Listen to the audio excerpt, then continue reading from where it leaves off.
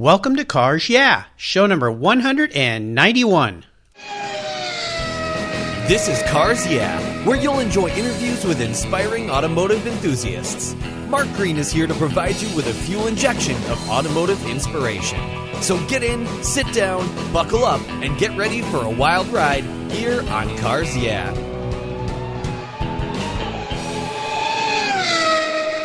Have you turned your key and heard that dreaded tick, tick, tick, tick because of a dead battery? No worries. I've got the NOCO Genius Boost Jump Starter. This compact tool fits in your glove box and features rechargeable lithium battery technology that will start a dead battery in your car, boat, truck, or RV. It packs a whopping 12-volt, 400 amp starting power and can start up to 20 dead batteries on a single charge. Plus, it has built-in spark-proof technology with reverse polarity protection to safely jumpstart your vehicle. The compact, ergonomically designed clamps are solid copper for maximum conductivity, and there's a built-in ultra-bright dual LED flashlight with 7 modes, including an SOS emergency strobe. It's easily rechargeable with a USB outlet, and you can charge your smartphone or tablet while you're on the road. Works on any 12-volt lead-acid battery. The Genius Boost from NOCO is the ultimate emergency tool that's safe and easy to use. Quality design, state-of-the-art technology from NOCO, your battery care source since 1914. Get yours at geniuschargers.com. Hello, automotive enthusiasts. Today I am so excited to introduce a very special guest, Chris Powell. Chris, are you buckled up and ready for a fun ride? Ready to go. I buckled in, took off my helmet just for this occasion. Well, great. I'm glad you came prepared. Hopefully we won't need that helmet. Chris Powell is the owner of Chris's German Auto Service in Bellevue, Washington. He's run his shop for over 31 years, caring for Porsche automobiles for his clients. Chris spent some of his early years in racing with Bruce Leven and Bayside Racing, and he got his hands on some pretty serious Porsche race cars, including the RSR, 934s, 935s, the GTR Lola Porsche, and the mighty 962. The team ran at the 24 Hours of Daytona and the 12 Hours of Sebring, and they won at Sebring in 1981. Chris is on the Porsche Club of America's National Technical Committee, and he enjoys helping Porsche Club members with their cars and technical challenges.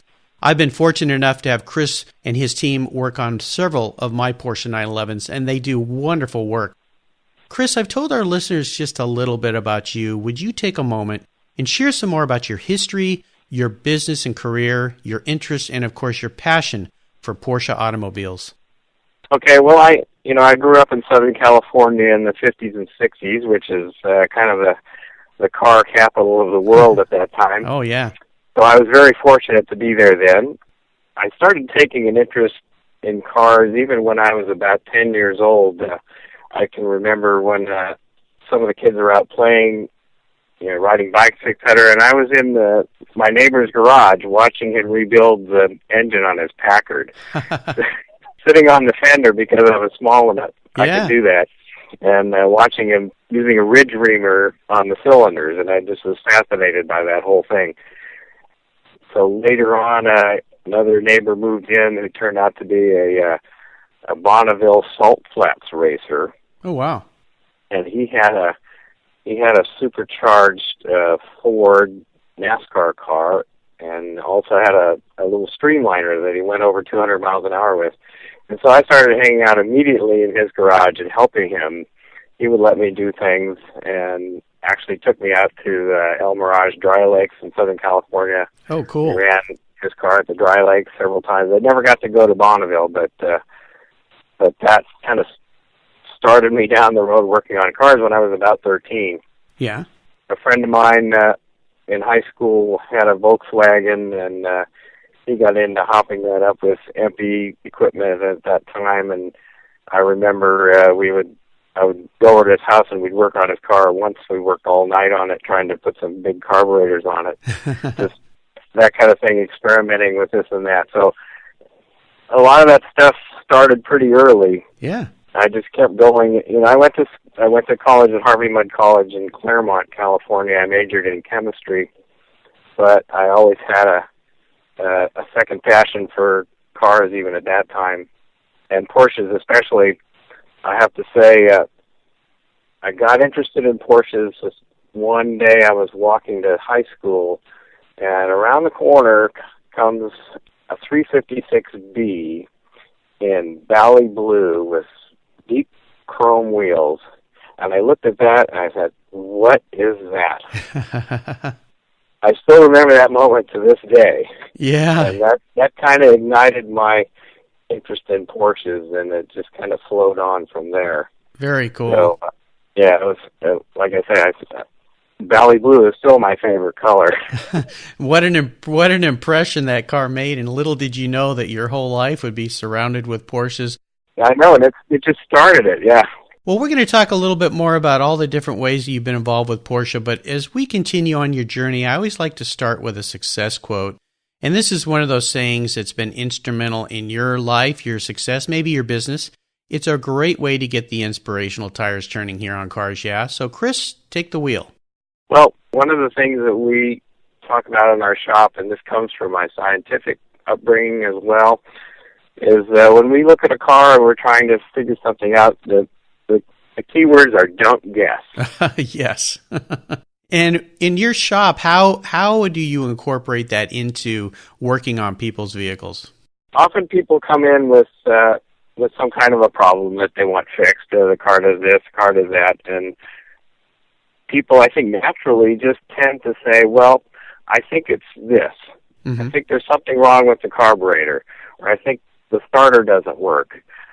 But they can't define it very well, and so they try to solve it by themselves because they want to know the answer. But in reality, if you're trying to really fix a car correctly the first time, which is what we like to do, sure, you have to ask a lot of pointed questions, and in order to do that, you need to know how the car systems work. I give a talk to the Porsche Club sometimes on troubleshooting and how you approach it. And don't guess is one of the first mantras of that. Sure.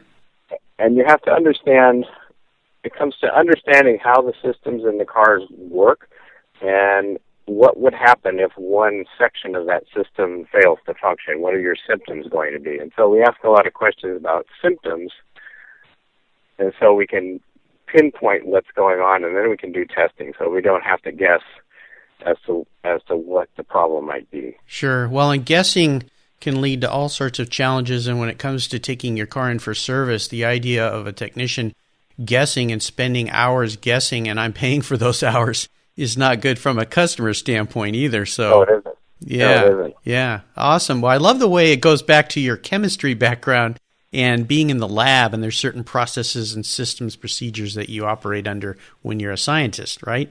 Yes, exactly. In fact, I've said a number of times that, people ask me, well, don't you regret not being a chemist or a scientist? And I say, well, if I were a chemist, I would always wonder if I would have had more fun being a Porsche mechanic.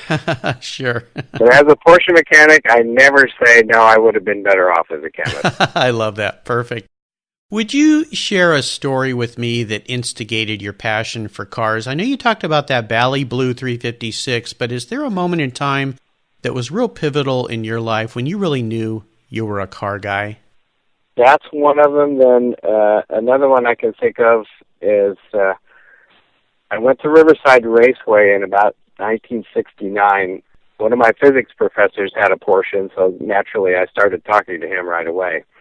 And it turns out he also liked to photograph cars, and so he would get a photo pass through a friend of his that rode in track, and we would go out to Riverside and sit in the photo areas and look at cars. And cool. We used to go out to the Porsche Owners Club time trials, and one time we were out there, and I came around the corner. In the garage was this blue car, 911, and I started looking at it. It was very odd because it had little plastic vents in the windows, and it had louvers in the rear quarter windows, and I started looking at it, and it was all stripped down, and in the back, I looked and it said 911R.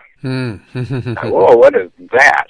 Yeah. And then the hood was open, and I could see it had a twin-plug engine, and so later on I found out more what a 911R was, and that car ignited a passion in me for Porsches, especially the kind of high-performance Porsches, racing, and realizing what what lengths Porsche would go to build something special, that kind of got me really going that way. Well, little did you know you would end up on a racing team for so many years and back at the many famous racetracks working on race cars, right? Yes. Oh, yes. Yes, it was a dream at the time. But in fact, when I was in college, a lot of us used to sit around and say, well, you know what would we do if we could really do anything that we wanted? And, of course, I was in the camp, well, I'd love to be a Porsche mechanic and have a shop. And turns out I had the opportunity to do that, and here I am. Yeah. I think I'm the only one that actually did one of those dream jobs. Well, good for you. That's awesome. Chris, what I'd love to do now is crawl under the hood and get our hands a little dirty, something you're certainly not afraid of doing, and ask you to share with our listeners a huge challenge or great failure that you faced somewhere along the line in your life or career. And the most important part of this question has to do with how you overcame it and what you learned from it. I think the biggest challenge for me when I started my business was that I really didn't know how to be a businessman. You know, I was a good mechanic. I knew how to do that. I knew how to fix cars, but you know, there's another end of that. You have to make the business work. Right. You know, cash flow and all that kind of stuff. And I wasn't very good at it in the beginning, and that became a challenge. I was financially troubled for a little while, but I was able to get in touch with someone who was kind of good at sorting those things out, a business consultant, and he came in and helped me see what I had to do, and I set things up as he had advised, and I learned to delegate some things that I tried to do all the things myself. That's something that I learned, was you can't do everything yourself. Right. Yes. And so once I got that squared away, things became very successful. Wonderful. Let's shift gears here and go to the other end of the spectrum. I'd love for you to share an aha moment story with us, a time when you realized that an idea or a concept that you had made some sense and was going to make it, and tell us the steps you took to turn that aha moment into a success. Well, it was really when I was working on the racing team, 1984. I had 2 young daughters at home that I was raising, and I was traveling, and I was kind of getting tired of that. I realized I needed to stop racing and do something different for a while. Mm-hmm. And so I decided that I would go work for someone else, and I knew a guy with a one-man shop that he was very busy. In fact, he was the fellow who originally hired me to be a mechanic a long time ago. You know him, Squire Tomasi. Oh, yes. I went to Squire and I said, well, Squire, you know, I want to leave the racing team. I want to just work on cars and be here at home so I can watch my kids grow up. Yes. He said, well, why don't you just go out on your own? There's plenty of work. And I hadn't even really thought about it. Yeah. And it just struck me, and I said, oh, well, maybe I could do that. Yeah. Aha. Aha. Yeah. That was the aha moment. And so I started to think about it, and I thought, well, yeah, actually, that might really work. Even though I was racing, we also ran a repair shop at the time, and I was heavily involved even then with the Porsche Club of America. You know, I gave tech sessions here in the area, and I gave all the sessions. Mm-hmm. I thought, well, gee, maybe I can do this. So I started figuring out how to make it work, and so late 1984, I started in, and I'm still here in the same place. Fantastic. That's great. How about a proudest moment? I'm sure you've had many, but is there one in particular you could share with us? As far as my career as a mechanic, I would say probably winning the Sebring 12 Hours. Oh, yeah. What was that like? That must have been amazing. It was amazing. I mean, you know, you work on those long-distance races, and at that time, they weren't sprint races as they are now. The cars are so much more reliable.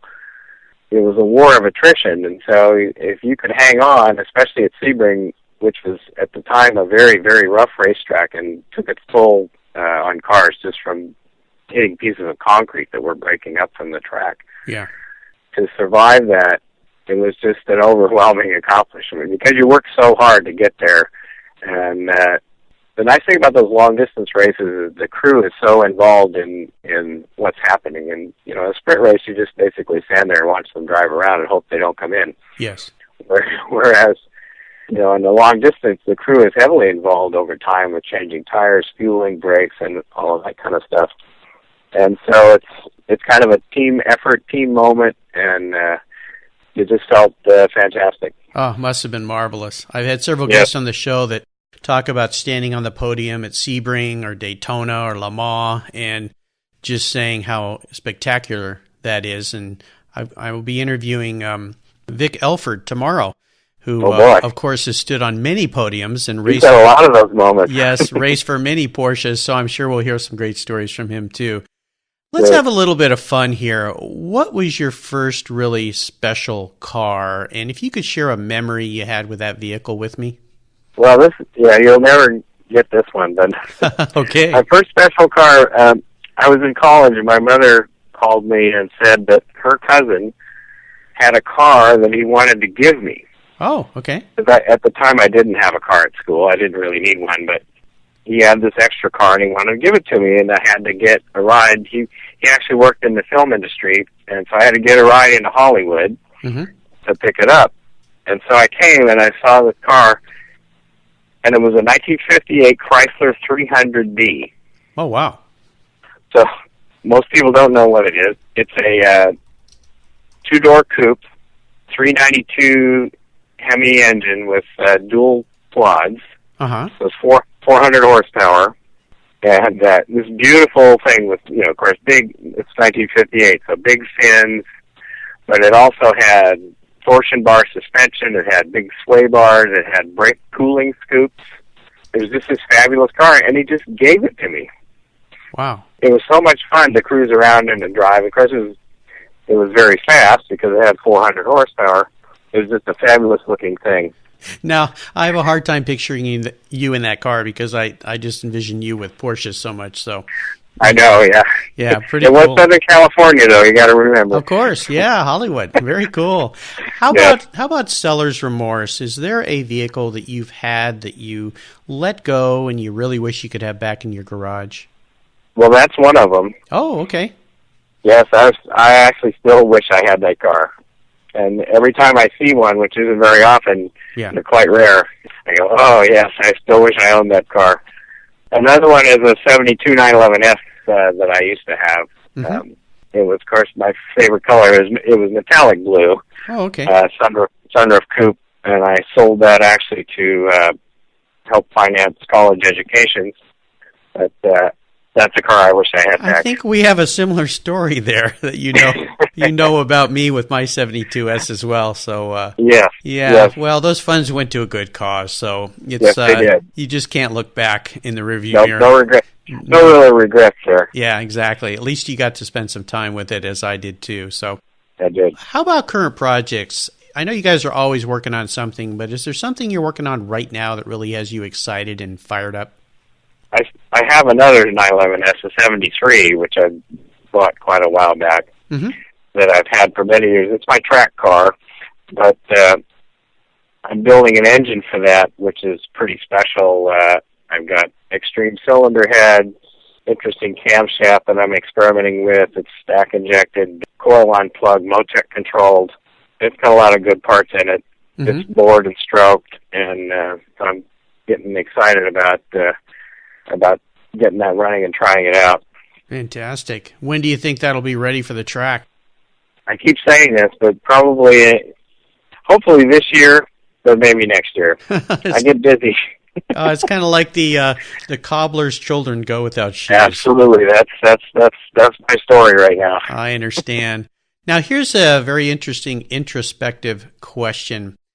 If you were a car, Chris, what kind of car would you be and why? Well, that's a good one. I thought about that for quite a while, and I decided it would have to be the Porsche GT3.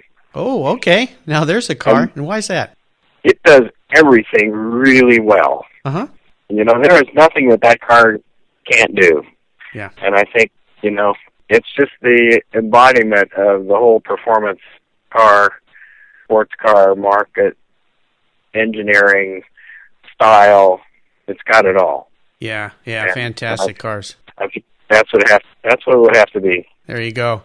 So, Chris, up next is the last lap, but before we put the pedal to the metal, here's a little something for the Cars Yeah listeners.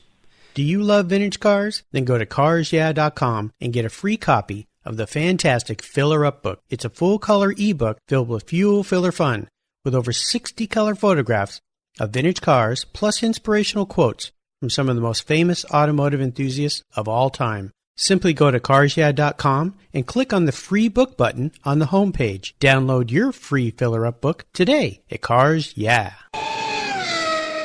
All right, Chris, we're back and we're entering the last lap. And you've been on many tracks. You know what this means. The white flag is out and it's time to really stand on the throttle. And this is where I'm going to fire off a series of questions and ask you to give our listeners some very quick blips of the throttle answers. So are you ready? Okay. Yeah. What is the best automotive advice you've ever received? Use careful observation. Very good. An old machinist guy taught me this, is he said, look carefully about everything that's happening and notice things. And that way you get back to that thing we talked about not guessing. I was just going to say, yeah. Very good it advice. Very much ties into that, yeah. Yeah, excellent. Would you share one of your personal habits that you believe has contributed to your success? I have to say that's patience. I have a lot of patience. I try not to get too excited about things as far as going down the wrong path. I think about things, I wait, and I observe and try to figure things out. And you have to be patient in order to get that done. Yeah, and I've known you for a long time. You're a very calm, collective guy, so I think that's served you really well. Mm-hmm. Do you have a resource that you could share with our listeners that you find of value? Well, we have a wholesale company that we work with called WorldPack, and they're all over the country, and they have a vast selection of parts that we buy from them, as well as they conduct training classes. And if you need it, they have business advice, and it's a great company to work with. They listen to what you have to say. You know, if for instance, they get a bad run of parts or something, if you tell them, they'll do something about it. They work with you on problems, and they try to get the best parts that they can for their customers. So I think it's a great company to work with. I really like them. Great. And how about books? I know you've got a library there in your shop because I've seen it, but is there one book in particular you could share with our listeners that you've enjoyed? Well, I've read it about 3 times now. It's Excellence Was Expected by Carl Liebknecht. Yes. It's kind of the Bible of the Porsche world, and it starts from Porsche in day one and goes up to fairly current, actually, in the new edition. It's a lot of reading, but it tells you the story in detail, and it kind of goes in sections here and there and along a basic timeline as to what Porsche was doing, and you realize what a fabulous company that they are, and the visions that they had and the engineering that they applied have actually changed the automotive world. Yes, it did. It's a great book. I've got that in my library as well, and I love the fact they keep updating it. So, fantastic. Yes. Well, you can find links to all these great resources at carsyeah.com/Chris Powell. And Chris, do you have any interesting hobbies outside of your passion for cars? Well, as a matter of fact, I play guitar in a blues rock band. No kidding. I didn't know that about you. No, not many people know that. I've always been interested in music. Of course, I grew up there again in Southern California in the best time of music to grow up. Oh, yeah. And my friends played in bands, and I always wanted to play, and so I took the guitar up later in life and finally was able to get to a point where I could play well enough. And so one of the things I'm spending a lot of time doing lately is playing my guitar. Very cool. Do you guys play in front of audiences, or do you just play in a garage band? Or it's kind of a garage band, but we're working up to probably sometime this year we'll play live in front of audiences, yeah. Oh, that's cool. Let's see. We could call you Chris Powell and the Carburetors, or, something fun like that. Very cool. Yeah, I play the guitar too, but I had no idea you played the guitar. Yeah. So that's very cool. Well, thanks for sharing that with us. Awesome. Okay. All right, Chris, we're up to the checkered flag, and this last question can be a real doozy for some people. If you could only have one collector car in your garage, but don't worry about the cost because today I'm paying for it, what would that one vehicle be and why? It would be that blue 911R. A blue 911R. And again, what is it about the 911R that just tugs on your heartstrings? Especially the blue one because it was the only one ever built. Okay. Well, it's the pure embodiment of sports cars. Mm-hmm. It's raw performance in its minimalist but most visceral state. And I think it represents the whole, it's the beginning of the whole 911 performance spectrum. Okay. You know, it all comes back to that car. Sure. So which is why there's an R group. Yes. Because that was their inspiration, was that car, and mine too. And so I think if I had one, I couldn't think of a better one to choose than that. Is that car in a collection here in the States, or is it in the museum? It's private ownership back east somewhere. Actually, you know, I tried to pursue that car just to find out about it at one time a few years back and didn't have any luck. I had people who did remember it. But then one day I got an Excellence magazine, and there was a huge 4 or 5 page article on that car. Oh, there you go. And so I was just so excited. Yeah. I wrote the editor and said, thank you very much. I've been wondering about it for years. So Perfect. Well, Chris, you've taken me on a great ride today, and I knew you would, and really enjoyed your stories and reconnecting and talking with you today. I want to thank you for sharing your journey with the Cars Yeah listeners. Would you give us one parting piece of guidance before you drive off down the track in that 911R? it's got to be love what you do. Yes. You know, I have fun coming to work every day, and a lot of people can't say that. I'm very fortunate I can say that, but you know, I pretty much have fun every day at what I do. I have a dream job, and it's the only way to go. Absolutely. That's a lot of what Cars Yeah is all about, is inspiring other people that you can do it too. If you have a passion for automobiles and you want to have a life wrapped around their vocation, you can do it just like Chris has done. It's not easy, it's a lot of work, but you can do it. So thank you so much. And what's the best way for our listeners to learn more about your business and you? Well, you can visit our website. It's www.chrisgerman.com. You can contact me directly. You can contact me through the Porsche Club of America. I'm on the National Technical Committee, so I answer questions about Porsches on the web and through email. And so feel free to contact me either way. Great. Well, listeners, again, you can find links to everything Chris has shared with us today at the Cars Yeah website at carsyeah.com. Just put Chris in the search box and his show notes page will pop right up with links to all of these great resources. Chris, thank you for being so generous today with your time and your expertise and stepping out of your shop and sitting down at your desk and talking with me today. I'll let you get back to work, but I want to thank you for sharing your experiences with the listeners. Until we talk again, I'll see you down the road. Thanks, Mark. You're welcome. Thank you so much for joining us on today's ride here at Cars Yeah. Drive on over to carsyeah.com to find show notes and inspiring automotive fun. Download your free copy of Filler Up, a fun book filled with gorgeous photographs of fuel filler fun, including quotes from more inspiring automotive enthusiasts. Download your copy today, and we'll see you next time on Cars Yeah.